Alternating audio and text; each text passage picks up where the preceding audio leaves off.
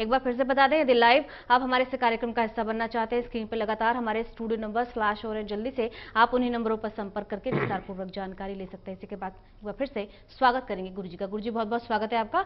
गुरुजी collar लेंगे, अमन जी जुड़े हैं अम्बाला से। अमन जी बहुत बहुत स्वागत है आपका। नमस्कार, गुरुजी से आप बात करें। जी बताएं, क्या प्रश्न है आपका? मैम ये जो चंद्र ग्रहण कह रहे हैं वो लगेगा मैम मुश्किल?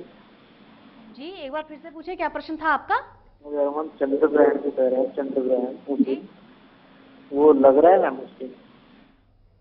इनका प्रश्न है वो लगेगा कब से, जो आपने पहले ही बता दिया है समय के बारे में। देखिए 10:52 के अंदर चंद्र ग्रहण लगना है, समझ गए। मैं पूरा विवरण देता हूं, आप इसको नोट कर सकते हो जी। जब भी ग्रहण लगता है उसकी दो छाया होती है, एक उप छाया और एक उसके बाद आंशिक छाया प्रछाया। तो सबसे पहले जो चंद्रमा का स्पर्श होगा वो 21:20 और प्रछाया से पहला स्पर्श 22:52। 22:52 का मतलब है 10:52। तो जो हम लोग भौतिक देखते हैं वो 10:52 से चंद्र ग्रहण लगेगा। दूसरी चीज, और इसका 1 घंटा 55 मिनट 14 सेकंड की खंड ग्रास की अवधि होगी। पहले समझो खंड ग्रास क्या होता है।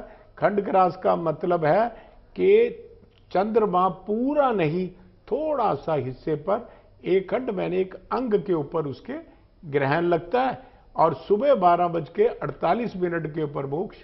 तो आप जो मर्जी करो, इसके बीच में थोड़ा सा ध्यान रखना जी। हमारे साथ यहाँ पर राज कालिया जी जुड़ी हैं, कुल्लू से हैं। राज जी बहुत बहुत स्वागत है आपका। नमस्कार, गुरुजी से आप बात करें। राज जी से हमारा संपर्क टूट गया। एक बार फिर से बता दें, यदि किसी कारणवश कॉल नहीं लग पाता है, संपर्क नहीं हो पाता है, आप पुनः प्रयास भी कर सकते हैं। गुरुजी आपने कुशा के विषय में हमें बताया, कुशा क्या चीज होती है, आप हमें बताएं। कुशा देखिए, आप बहुत सारे लोग जो अनुष्ठान करते हैं, पूजा पाठ करते हैं, कुशा का प्रयोग बहुत करते हैं। कुशा विशेषतया एक घास होती है। इसकी सबसे बड़ी पहचान होती है इसके आगे के जो कोने होते हैं बड़े नौकीले होते हैं। और जब भी आप अपने घर पे साधना करें या ऐसे समय आए तो हमें अपने पास कुशा रखनी चाहिए। प्रेत कर्म से लेकर पुण्य कर्मों से लेकर ग्रहण के कर्मों से लेकर सब कर्मों में, श्राद्धों के अंदर भी कुशा का सबसे ज्यादा महत्व है। जब पूजा करते हैं तो उंगली में आता है, जब श्राद्ध करते हैं तो कुशा के आसन दिए जाते हैं। जिस वक्त हम ग्रहण का बात करते हैं तो कुशा पानी में डाली जाती है। पूजाओं में जब साधना करते हैं कुशाओं के आसन बनाए जाते हैं। तो कुशा एक घास है और लंबी होती है, और आंखें की चोंच बड़ी तीखी होती है, और इसको जब भी उखाड़ना तो झटके से उखाड़ना, ओम हुम फट, ओम हुम फट कहकर इसको निकाल दो। और इसका असली नाम है कुशल। कुशल का मतलब जो कुशलता दे, इसलिए इसका नाम कुशा बनाया गया। उत्तराखंड में इसको कांस बोलते हैं, और इसका वैज्ञानिक नाम भी है। और जब भी इसको उखाड़ना, उत्तर की ओर मुख करके उखाड़ना। मान लो यहां लगी है, आप देख लो सूर्य कहां से निकलता है, उससे थोड़ा पीछे हट जाओ। सूर्य पूरब, पीछे पश्चिम, उत्तर होता उल्टा हाथ और दक्षिण होता सीधा हाथ। उल्टे हाथ की तरफ कुशा के बैठ जाओ और कुशा को उतारो, ओम हुम फट कह के उखाड़ लो, और उखाड़ के कुशा का फिर प्रयोग शुरू करो जी। इसकी अंगूठी बनाते हैं, 3 कुशाएं लेकर उसकी अंगूठी बना लेते हैं। दूसरा, पितृकर्म में मैंने आपको बताया इसका प्रयोग होता है, पूजा कर्म में इसका प्रयोग होता है, ध्यान कर्म में इसको पूरा प्रयोग होता है। अमावस्या की रात, अमावस्या में अगर ये कुशा उखाड़ी जाए 1 महीने तक शुभ रहती है। वैसे कुशा नित्य उखाड़नी चाहिए, और अगर भादों की अमावस्या को उखाड़ ली कुशा तो पूरे वर्ष कुशा शुभ रहती है। और दूसरा, कुशा है क्या चीज जी, वो भी जानेंगे गुरुजी, लेकिन कॉलर भी लेंगे, बड़ी देर से वेट कर रहे हैं। बालाजी जुड़े हैं महाराष्ट्र से। बालाजी बहुत बहुत स्वागत है आपका। नमस्कार, गुरुजी से आप बात करें। हाँ सर, गुरुजी चंद्र ग्रहण और सूर्य ग्रहण में फर्क क्या है, और आम आदमी पे उसका क्या फर्क गिरता? चंद्र ग्रहण और सूर्य ग्रहण में जी देखिए, सूर्य अपनी जगह स्थिर होता है और पृथ्वी परिक्रमा कर रही है। वैसे पृथ्वी की गतियां 3 होती है, एक तो वो लट्टू की तरह अपनी धुरी पर घूमती है और आप कभी भी लट्टू को देखोगे तो वो आगे चलता है। तीसरी गति होती है जो वो खुद स्वयं परिक्रमा कर रही है, और चंद्रमा पृथ्वी की परिक्रमा करता है चंद्रमा। ये मेरी पृथ्वी है, इसको अब यूं सोचो, अगर कोई ग्रह इसकी यूं परिक्रमा कर रहा है और सूर्य सामने है, तो ये जो पोर्शन है पीछे का, जब वो ग्रह इसके पीछे आएगा तब सूर्य की रोशनी उस पर नहीं पड़ेगी, हम उसको बोल देते हैं चंद्र ग्रह।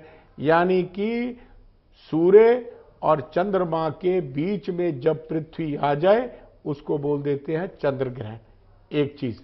और जब अब सूर्य में क्या होता है, जब सूर्य और पृथ्वी के बीच में, देखिए अगर पीछे आ गया तो वो चंद्र ग्रहण हो गया, अगर वो सूर्य और पृथ्वी के बीच में चंद्रमा खुद आ जाए तो क्या है, हमें वो दिखना बंद हो जाएगा, हम बोल देते हैं चंद्र ग्रहण, सूर्य ग्रहण।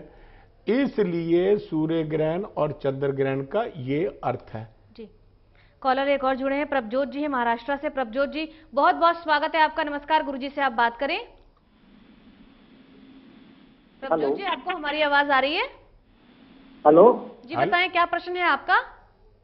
हाँ, मेरा प्रश्न ये है कि ग्रहण का जो सूतक काल होता है, सूतक काल में गर्भवती महिला प्रवास कर सकती है क्या? क्या कर सकती है? यात्रा कर सकती है क्या? देखिए, आप कोशिश करो कि ना करो, वैसे कर सकती है। आप सिर्फ एक काम करो, सूतक काल के दौरान आराम से बैठ जाए, एक आसन पर बैठ जाए। गर्भवती महिला है वो, ये ध्यान रखो। अगर वो एक जगह आसन पर बैठ जाए और भगवान का नाम ले, कुशा आसन मिल जाए या कंबला आसन मिल जाए, उसके ऊपर बैठकर वो अगर ईश्वर का नाम ले और उसको भगवान के नाम का स्मरण कराया जाए, तो इससे वो नहीं, जो गर्भ में बच्चा है उसके संस्कार बनते हैं। एक बार छोटा सा प्रयोग बताता हूं। जो गर्भवती महिला है वो अपने कमरे में एक फोटो रख ले, भगवान कृष्ण की रखे, राम जी की रखे, किसी की भी रख ले, और दिन में कई बार उनको देखें। आप 100% मेरी बात को सत्य मानना, जब वो बच्चा पैदा होगा तो उसकी शक्ल काफी हद तक वहां मिलती होगी। तब हम कहते हैं भाई इसकी शक्ल तो वहां कैलेंडर से मिलती है। कहने का मतलब है, गर्भ के अंदर जो बच्चा है वो इसी तरह से है जैसे कैमरे के चैम्बर के अंदर नेगेटिव, और उसके अक्स से उस पर असर पड़ता है, उसको असर ना पड़े इसलिए उसके पेट पर मैंने आपको बताया तुलसी और गाय का गोबर पीस के उससे उसके पेट के ऊपर एक लेप कर दो, और लेप करके मां भगवान का नाम लेना शुरू कर दे, धार्मिक ग्रंथों का श्रवण करे, गायत्री मंत्र का जाप करे। अगर मंगल खराब है उसका हनुमान जी की पूजा करे, और अगर उसके ऊपर शनि की 60 सती है ढैया, शंकर जी का जप नमः शिवाय करे। इससे बच्चा और माँ दोनों सुरक्षित रहे। क्योंकि हम रक्षाबंधन का भी जिक्र कर रहे हैं, तो उससे जुड़ा कोई पौराणिक या फिर ऐतिहासिक कथा भी है तो आप हमें बताएं। देखिए, ऐतिहासिक है कि रानी है महारानी कर्णावती, चित्तौड़ की है। राजा मर गए हैं, रानी विधवा हो गई। बहादुर शाह का जफर का उन पर हमला हो जाता है। अब रानी अकेली है, वो कमजोर है, वो हमला नहीं रोक सकती, वो रक्षा नहीं कर सकती। जी। राय ली गई और राय लेके उन्हें कहा कि आप उस समय के जो सबसे बड़े हिंदुस्तान के मुगल शासक थे हुमायूं, उनको राखी भेज दो। आप समझो, कर्णावती ने वो राखी हुमायूं को भेज दी, और हुमायूं आगे सफर पर जाने लगे थे, वो रुक गए और अपनी बहन की उस राखी की लाज रखी और बहादुर उसको डिफीट दिलवा दी। ये कथा आपसे जानेंगे गुरुजी, लेकिन कॉलर भी लगातार जुड़ते जा रहे हैं। तनुश्री जी जुड़ी हैं फतेहाबाद से। तनुश्री जी, बहुत बहुत स्वागत है आपका। नमस्कार, गुरुजी से आप बात करें। हाँ जी गुरुजी प्रणाम। हाँ जी प्रणाम, सुखी रहो भैया। जी, मैं पूछना चाहती हूँ, जो ग्रहण चलते समय 1:52 से लेकर आप रात को 10 बजे तक कह रहे थे, तो खाना पीने में हम क्या लें? जब रामायण खाना, देखिए बात समझे, मैंने आपको फिर बताया कि जो भी अगर कोई गर्भवती महिला पहले खा ले, ठीक है, कुशा का पड़ा हुआ कोई सामान है उसका प्रयोग कर ले, ठीक है, मगर कोशिश करो कि ना करो, ठीक है, क्योंकि उनको जो गर्भवती महिलाएं हैं, जो वृद्ध हैं, जो बच्चे हैं, उनको सूतक के अंदर 3 घंटे की छूट दी हुई है, वो खा सकते हैं बाद में। ये 2-4 घंटे का थोड़ा परहेज कर ले तो भैया फिर उसके बाद तो ठीक ही ठीक है। ये ना हो कि वो हम संक्रमित यानी कि जीवाणुओं से भरी हुई कोई वस्तु खा गए और वो हमारे बच्चे को आगे जाके नुकसान पहुंचाए। इसलिए उसे कहो कि वो सिर्फ भगवान का नाम ले। और आप भी स्वयं सुबह आप ये समझ लो स्थानीय ग्रहण की जो अवधि 1:55 और चंद्र ग्रहण समाप्त होगा 12:48 कब? 8 अगस्त को। रात निकल जाएगी, 48 सेकंड होंगे, 48 मिनट होंगे किसके? 8 तारीख के। उस समय चंद्र ग्रहण खत्म हो जाएगा। तो कितना हुआ भैया? कोई भी टाइम नहीं निकला। इतने टाइम का तो परहेज कर लो, बस ठीक हो जाएगा। 10:52 पे लगना है।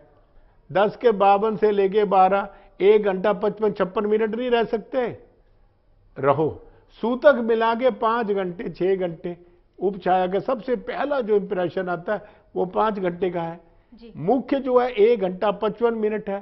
तो भाई उसके अंदर परहेज कर लो, आपके और आपके बच्चे का ही फायदा है। बिल्कुल, एक बार फिर से बता दें, यदि लाइव आप हमारे इस कार्यक्रम का हिस्सा बनना चाहते हैं, कार्यक्रम से जुड़कर अपने जीवन की समस्त समस्याओं का समाधान करना चाहते हैं, स्क्रीन पर लगातार हमारे स्टूडियो नंबर्स फ्लैश हो रहे हैं। जल्दी से आप उन्हीं नंबरों पर संपर्क करें। जब भी आप हमें कॉल करें कृपया करके टीवी का वॉल्यूम बिल्कुल बंद कर दें। जी हाँ, और साथ ही साथ बता रहे हैं आपके जहन में जितने भी प्रश्न हैं उनके उत्तर आप स्वयं बड़ी ही सरलता से जान सकते हैं। फिलहाल यहाँ पर वक्त हुआ एक और छोटे से ब्रेक का, कहीं मत जाइएगा। आपकी फोन कॉल्स के साथ हम पुनः हाजिर होते हैं।